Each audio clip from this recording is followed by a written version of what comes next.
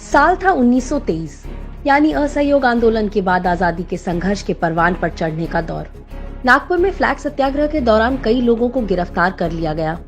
उन्हीं में एनएस हार्डिकर द्वारा स्थापित हुबली सेवा मंडल के सदस्य भी थे। अंग्रेजों ने उनको तोड़ने, डराने, मनाने की तमाम कोशिशें की, लेकिन वो विफल साबित हुई। और इसी दौरान जेल में रहते हुए ही एनएस हार्डिकर के मन में एक विचार आया, सेवा दल के गठन का।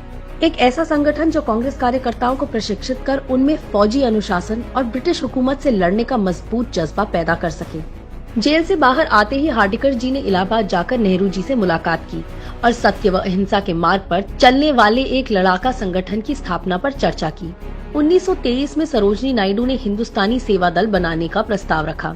पंडित नेहरू जी को इसका पहला अध्यक्ष बनाया गया। यही संगठन आगे चलकर कांग्रेस सेवा दल के रूप में जाना गया।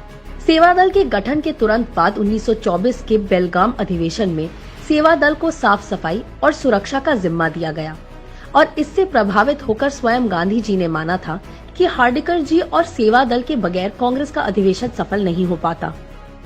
आजादी के आंदोलन में कांग्रेस सेवा दल के प्रभाव का अंदाजा इसी बात से लगाया जा सकता है कि 1932 में सेवा दल की क्रांतिकारी गतिविधियों और लोकप्रियता से घबराकर अंग्रेजी हुकूमत ने इस पर प्रतिबंध लगा दिया।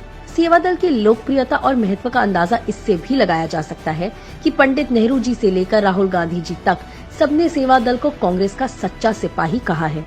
इतना ही नहीं, कांग्रेस सेवा दल की ताकत का अंदाजा आप इस बात से भी लगा सकते हैं कि नेहरू जी के साथ ही देश के प्रथम राष्ट्रपति राजेंद्र प्रसाद जी, नेताजी सुभाष चंद्र बोस, राजगुरु जैसी हस्तियां कांग्रेस सेवा दल से जुड़ी रही हैं और सदस्य रही हैं। कांग्रेस सेवा दल हमेशा से भारतीय जन समाज की रीढ़ रही है। कांग्रेस सेवा दल कांग्रेस की मजबूती रही है।